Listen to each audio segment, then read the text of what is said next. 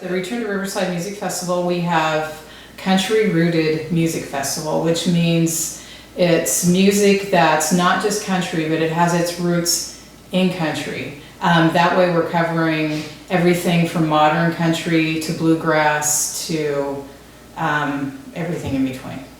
And we're doing that because basically that's the kind of stuff they had back when Riverside was a venue, back in the 30s, 40s, 50s, 60s. And so we're trying to relive that a bit. And so every year we try to bring a country act that definitely is old school, and then we kind of build around that. So that's usually how that works. I am the director, executive director, I guess, for the Return to Riverside Music Festival. This is our 4th year. And I started off in the audience, actually at the very first meeting, because I'm really into music, and was really into having a music festival in our area. Not so much at the time because of the Riverside, but because we live in a small town. We need the boost in our economy, and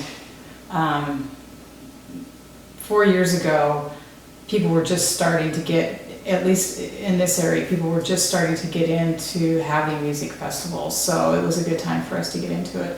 And I think it was the second meeting that I ended up being one of the people that was an organizer of the event. Yeah, and it's been, like I said, this is our 4th year, so. One of the things that I'm trying to do is, we had a problem last year with Return to Riverside. We had some vandalism go on with some kids, and so one of the things that I really want to try doing is I did a mural project with the 4th, 5th, and 6th graders this year, and I want to keep doing that because the response you get from the kids, the little light bulbs that you see go off over their heads. This year we did historical figures, and we're going to keep doing historical figures, or people that are important to Potlatch. I think it made them think twice about, their ability to do anything they want to do, especially when you're in a small town. It blows my mind when I meet little children who feel like that aren't excited about life. I can't imagine being 10 and not being excited about life, but they're out there.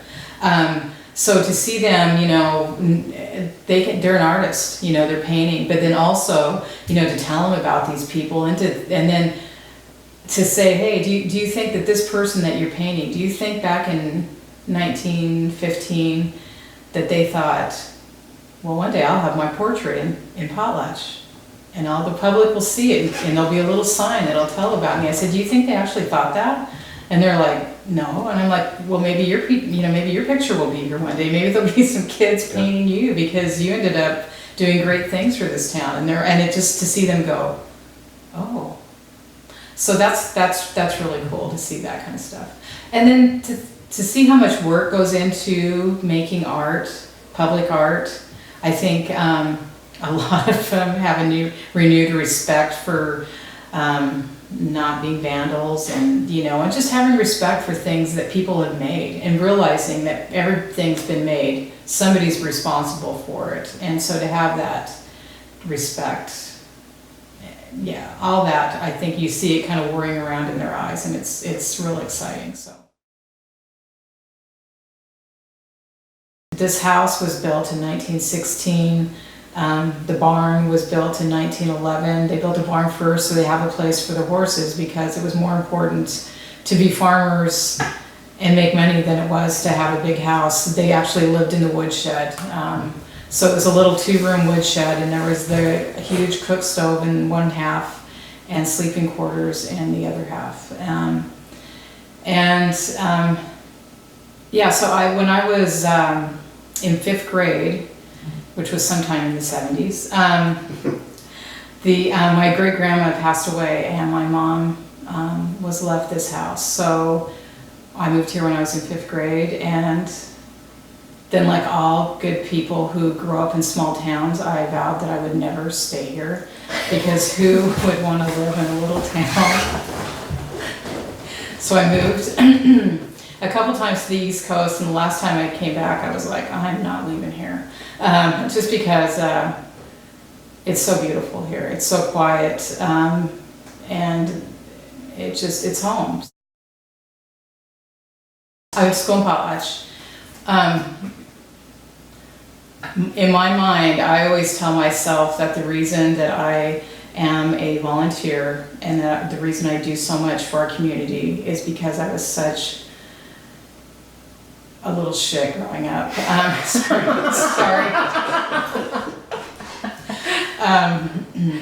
I had a really good time in high school. I was just gonna say, leave it at that. You know, I hated it. I hated living out here when I was a kid because I was so removed from the large town of Potlatch. But when I was a kid, Potlatch was a happening place. You know, there was a mill, there was a couple mills. There was 3 mills that were going on, but the Potlatch PFI was going full bore, and Friday night and Saturday night in Potlatch were fun. I mean, there was a lot of people in town, and it was a place. It was a place to go and be seen, believe it or not. So it's a shadow of what it once was, but I don't mind it the way it is now. It's kind of nice to have it quiet.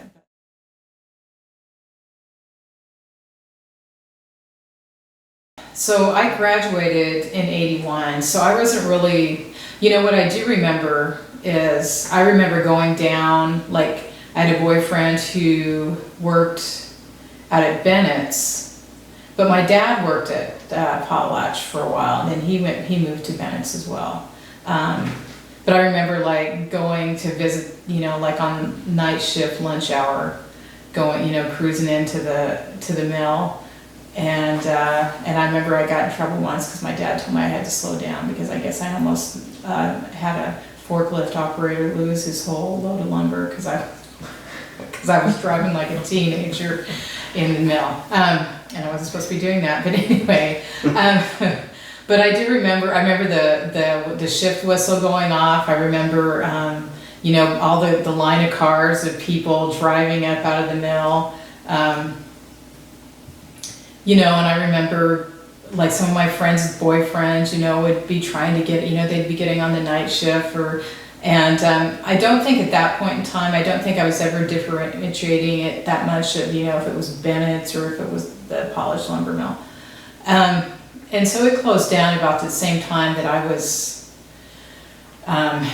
you know, hoping I was going to say goodbye to this town. So, you know, and there was still activity when they were tearing it down and stuff, and I didn't really understand the effect that it had, its closure on the town until, oh my gosh, you know, until after I had a family of my own. And then I realized, you know, how quiet town was. You know, it just didn't have the people milling about for whatever reason. And there was almost a sense of hopelessness. And especially with people who had not lived here because so much time had passed now, you know, a lot of people had not lived here during the times that the town had prospered. So they saw Potlatch as a little town that just was, you know, just a little hole that probably had never been anything. And so it made me sad because a lot of the people that moved here then never had expectations for the town, and I guess I always have because I know what it has been. I think there's people, you know, pockets of people trying. You know, Dad's Diner just sold to new owners, and that's like a little glimmer of hope. I think that's got people a little, you know, excited.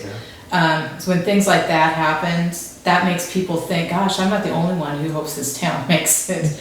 And not that the town's not going to make it. It's not like we're out in the middle of nowhere.